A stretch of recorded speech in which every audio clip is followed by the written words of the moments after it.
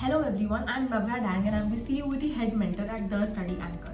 And I scored 100 marks in my psychology board exams, and I also scored 100 percentile in my CUET psychology exam. And since your psychology board exam is very near, I'm going to give 3 quick tips जिससे आप लोग भी मेरी तरह 100 marks score कर सकते हो in your board exam.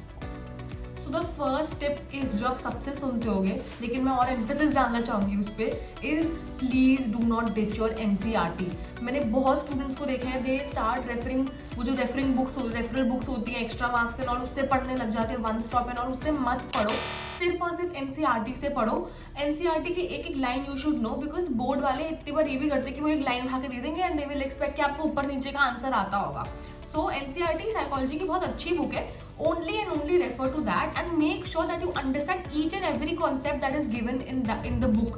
ठीक है, अभी भी आई नो इट्स लेट, अब 2-3 दिन ही बचे आपके बोर्ड एग्जाम में, लेकिन अभी भी अपने फ्रेंड से, अपने ट्यूशन टीचर से, अपने स्कूल टीचर से कॉल करके ask those doubts, clear all your concepts and NCERT is your book. The second point is कि आंसर कैसे लिखना है पेपर में.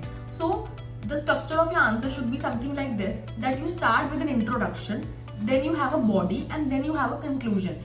अब कितने मार्क्स का आंसर है उस पर डिपेंड करेगा आपका इंट्रो और conclusion. If the answer is very long तो इंट्रो और कंक्लूजन एक पैराग्राफ तो होना ही चाहिए at least, but if the answer is short then also write एक लाइन का इंट्रो. अगर आपसे वो किसी चीज की 3 टाइप्स मांग रहे, लाइक 3 टाइप्स ऑफ अग्रेशन मांग रहे हैं, right, there are 3 types of aggression and there as follows. ठीक है, एक लाइन के 2 ही 2 हर आंसर में. ठीक है, अब बॉडी कैसे होनी चाहिए. बॉडी में प्लीज ट्राई कि आप उसको पैराग्राफ्स या पॉइंट्स में लिखो, एक ही ऐसे आंसर मत लिखो.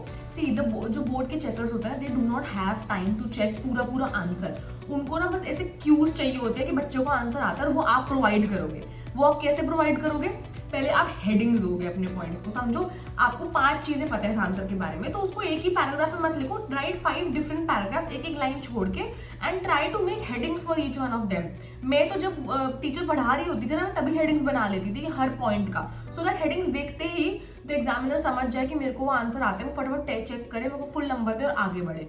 ठीक है, also try to include as many flow charts and tables as you can. उससे भी when you are making things easier for the checker ना, they will give you more marks. ठीक है, अगर आप उनको अपने शैबी आंसर शीट्स और शैबी आंसर से आपने सब कुछ सही भी लिखा होगा ना, वो ढंग सही स्ट्रक्चर में नहीं होगा, they will cut your marks because you are making things difficult for them. Make your paper, write your paper in a way कि आपको ही चेक करना है, आपके लिए कैसे इजी होता है चेक करना अगर उसमें ये सब चीजें क्लियरली मेंशन्ड होती. तो ऐसे ही अपने सारे आंसर्स लिखो, put headings, intro, conclusion, flow charts and tables. The third tip is जो काफी साइकोलॉजी स्पेसिफिक भी है, is give examples in each and every answer. See psychology एक ऐसा सब्जेक्ट है that the examiner will expect you to know कि आपने concept तो पढ़ लिया है, but are you able to relate this concept with your daily life. Psychology हम अपनी रियल लाइफ में अप्लाई करते हैं, right, we notice those things अपनी रियल लाइफ में. इट्स जस्ट कि साइकोलॉजी हमें एक वो टर्म दे देती है उस कॉन्सेप्ट के लिए. अब आपको क्या करना है, हर आंसर में आपको एग्जाम्पल भी दे देना रियल लाइफ में कि for example just give any name की for example Navya did this, तो उसे ये है. ठीक है, अगर आप एग्जाम्पल दोगे, पहली बात तो एनसीईआरटी में बहुत एग्जाम्पल्स प्रोवाइडेड है, you can give the same one, but आप खुद से भी बना सकते हो and they obviously should make sense. For example अगर सोशल लोफिंग का आंसर आया है, तो सोशल लोफिंग में आपको पता है ना क्या होता है, when too many people work together there is a diffusion of responsibility, जिससे सब अपना बेस्ट नहीं देते हैं.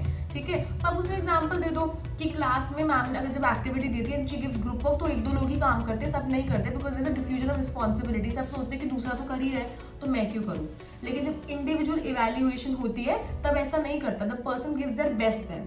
तो ऐसे हर चीज में एग्जाम्पल दोगे तो एग्जामिनर एग्जाम्पल देखते ही आपका समझ जाएगा कि इसको तो ये कॉन्सेप्ट आता है, इसे तो आता है, मैं इसको नंबर दे देता हूँ. So these were board specific tips and CUET में मैंने कैसे 100 परसेंटाइल स्कोर करे उसके लिए I will make a video सून. पहले अपने बोर्ड्स निपटा लो फटाफट.